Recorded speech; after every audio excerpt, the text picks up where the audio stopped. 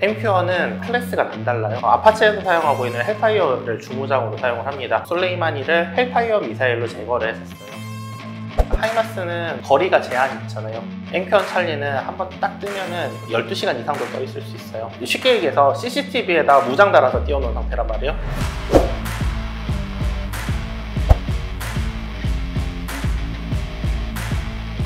MQ-1은 같은 중고고도 무인기들 중에서 클래스가 남달라요. 어떻게 보면 가장 빨리 개발됐고 가장 능력이 좋은 상태예요. 대표적으로 MQ-1 찰리라고 부르는 그레이 이글 같은 경우에는 주한미군에서도 사용을 하고 있고, 미군에서 육군 항공대 그 헬기들의 생존성을 보장하기 위한 목적으로 멈티라고 하는 개념이 있거든요. 그 멈티라는 개념을 적용을 했었을 때 유무인 복합을 구성하는 무인체계에 해당합니다.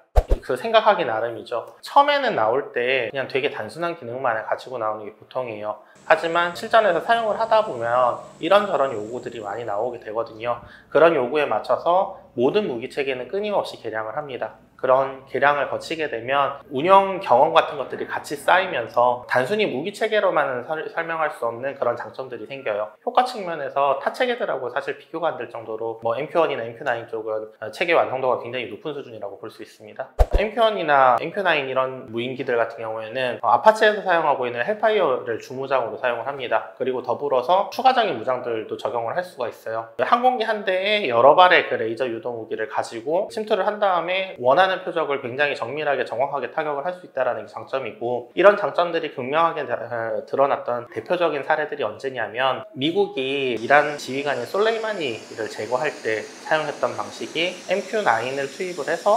솔레이마니를 헬파이어 미사일로 제거를 했었어요. 그리고 탄두부가 특수 개량이 된 미사일을 사용을 했을 거다라고 그렇게들 이야기를 해요. 그런 식으로 굉장히 정밀하게 타격을 할 수 있고, 그런 것들이 있다라면 이동하는 미사일 발사대 같은 것들을 굉장히 정밀하게 빠르게 제거를 할 수가 있겠죠. 그런 능력이라고 보시면 됩니다. MQ-1이나 MQ-9이 사실 형제거든요, 얘들이. 그래서 사실 거의 같은 항공기라고 보면 돼요. 능력 면에서 무장 탑재량, 그러니까 중량 정도의 차이밖에 없고, 사실 MQ-1 찰리 같은 경우에는 날개도 MQ-9에 가깝게 형상이 변경된 모델이라서 양쪽은 아주 큰 차이는 없다라고 볼 수 있어요.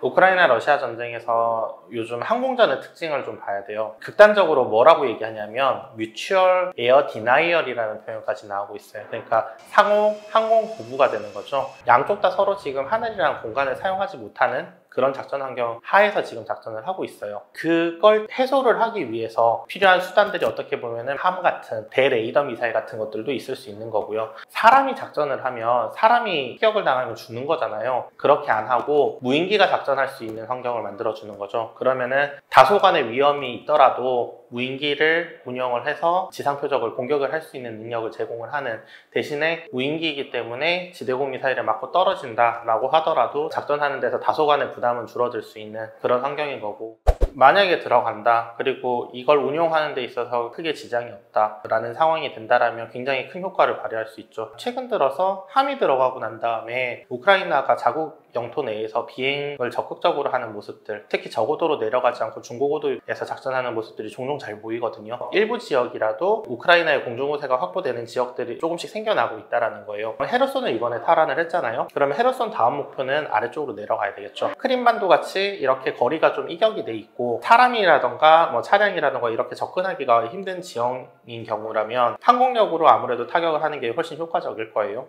최근에 러시아가 정밀요도 무기 보유 재고량이 급격하게 줄어들고 있다라는 건 대체적인 분석이 일치하거든요. 그 규모가 어느 정도 되느냐의 차이일 뿐이지, 역으로 우크라이나가 그레이 이글 같은 것들을 운영을 하기 시작하면 효과적으로 굉장히 많은 표적을 타격을 할 수 있을 거예요. 그렇게 되면 러시아 입장에서도 어떤 지점들을 지키고 버틴다는 게 쉽지만 않았을 상황이 올 수 있거든요. 하이마스하고는 또 달라요. 그러니까 하이마스는 거리가 제한이 있잖아요. 지상에서 몇 킬로미터라는 거리 제한이 있는데, MQ-1 찰리는 한번 딱 뜨면은 12시간 이상도 떠 있을 수 있어요. 그 12시간 동안 계속 비행을 할 수 있기 때문에 충분히 먼 거리를 이동해서 타격을 하고 돌아올 수도 있고, 원래 정찰용 장비로 분류되는 장비이기 때문에 러시아군의 핵심 지휘시설이라던가 이런 것들을 계속 감시 정찰할 수 있는 이런 역할도 하겠죠.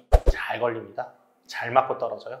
그거라도 있어야 되는 게 우크라이나 입장인 거예요. 무인이니까. 원래는 그 무인기가 활동할 수 있는 공간을 딱 만들어주기 위해서 전투기하고 이런 것들이 다 필요한 거예요. 공간을 다 열어주고 이 무인기에 다가오는 위협을 다 제거를 전투기가 다 해주고 지상에 얘를 딱 띄워놓는 순간에 쉽게 얘기해서 CCTV에다 무장 달아서 띄워놓은 상태란 말이에요. CCTV에 딱 걸리는 순간 그때부터는 계속 끊임없이 추적을 당하는 거잖아요. 얘는 그냥 카메라도 계속 돌리면서 이렇게 쫓아갈 수 있으니까 계속 쫓아가서 한 표적을 어떻게든 끝장을 내버릴 수 있는 형태이기 때문에 굉장히 중요하죠. 그러니까 전투기는 한두 시간밖에 못 떠 있잖아요. 뭐 길어봐야 뭐 3시간, 4시간, 5시간, 6시간 공중급유 다 받아봐야.